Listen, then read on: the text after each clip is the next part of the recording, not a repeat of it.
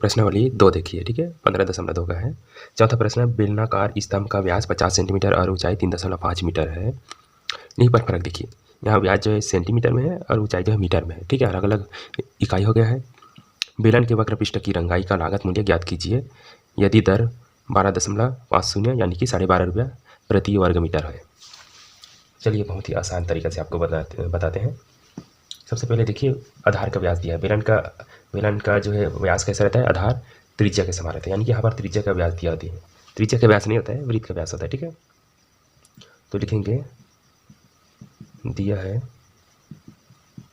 बेलनाकार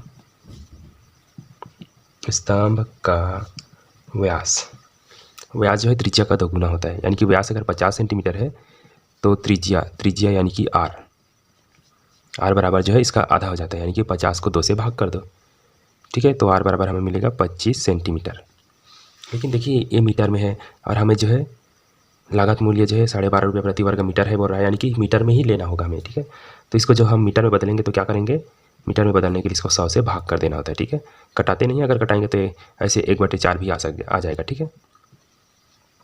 तो जो भी हमें ज़रूरत पड़ेगा उसके अनुसार से हम जो है इधर सेंटीमीटर में, इसको जो है मीटर में लिख सकते हैं, ठीक है। ये भी मीटर में बदल गया, 100 से भाग किए तो, ठीक। और इसका ऊंचाई भी दिया है, ऊंचाई h बराबर दिया है 3.5 मीटर, ठीक है। अगर इसको हम दशमलव को हटाएंगे तो क्या करेंगे, ऐसे इसके बटे में 10 लिखते हो तो दशमलव हट जाता है, ठीक है।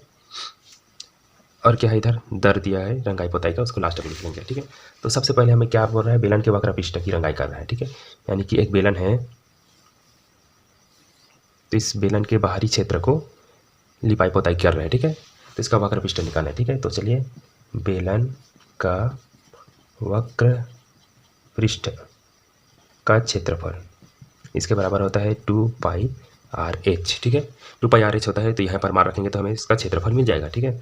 तो चलिए 2 कर 2, पाई का मान 22/7 और यहाँ आर है, आर का मान जो है देखिए इसको नहीं लेना है सेंटीमीटर को, हमें मीटर वाला लेना है, ठीक है। तो आप चाहे तो 1/4 लो या फिर 25/100 लो, ठीक है, जैसी भी आपकी मर्जी। मान लीजिए हम 1/4 ले रहे हैं, ठीक है। और उसके बाद जो है एज का मान रखना है, एज का मान देखिए 3.5 रखें या 35/10 रखें, तो 35/10 रखना आसान होगा, ठीक है। देख लेते हैं क्यों होगा आसान।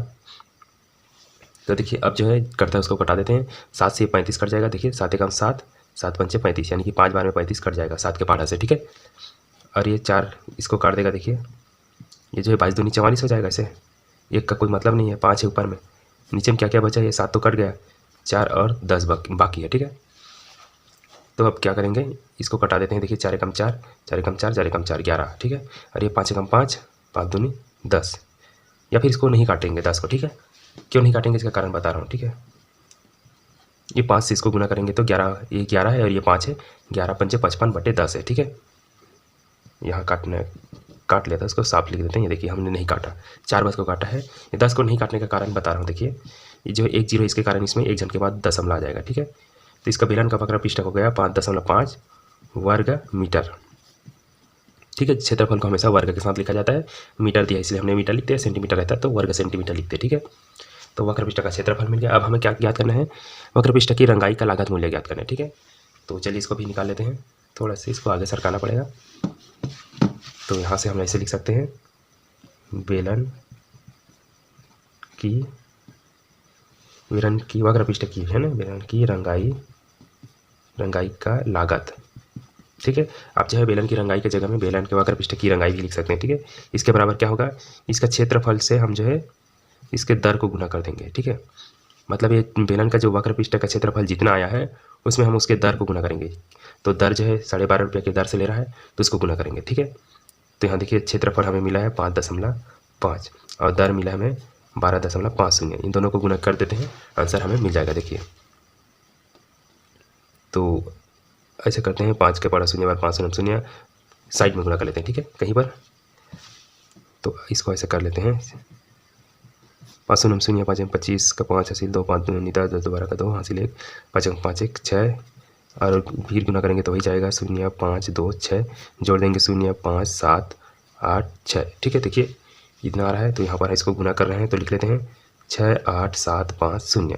देखिए यहाँ 2 जन के बाद, यहाँ 1 जन के बाद, कुल मिला के 3 जन के बाद दशमलव लिखना है, ठीक है। तो 1 2 3 यहाँ, ठीक है। लास्ट में 0 है, इसको नहीं लिखोगे तो भी चलेगा, लिखेंगे तो भी चलेगा, ठीक है।